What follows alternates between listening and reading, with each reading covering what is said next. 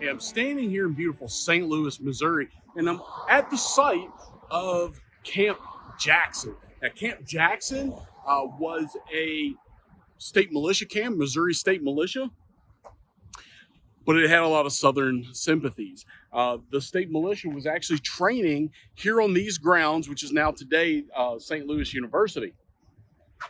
What ends up happening is the Union commander, Nathaniel Lyon, learns that it appears the state militia are training to attack the arsenal here in St. Louis, which just happens to be where the Federals are headquartered.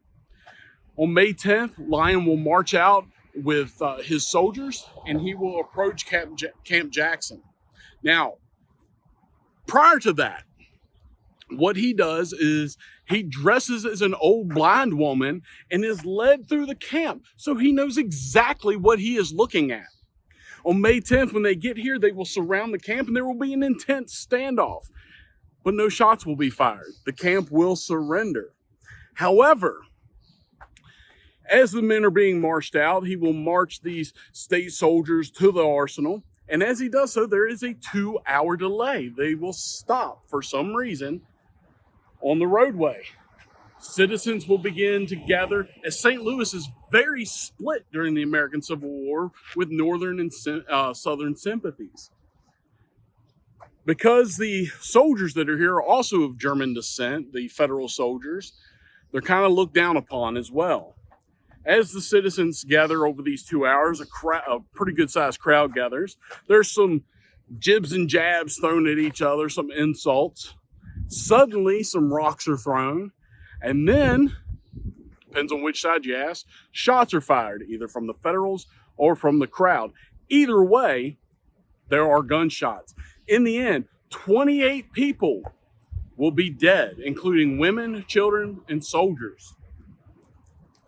After that, the men will be marched on to the arsenal where they will be paroled. The next day, a unit getting off of the train, a Federal unit, will be marching through town and something similar will happen. It will not be as many deaths, but once again, they will stop and be surrounded and the crowd will fire on them or they will fire on the crowd, but tensions are high. This will happen again. And because of this, there will be talks between the different leaders, both Southern and Union at the time, state militia, about keeping peace here in the city of St. Louis. So really early incident that happens here in the American Civil War, 1861, here at Camp Jackson. And it involves not just the soldiers, but the civilians. Everybody is affected by this very early in the American Civil War.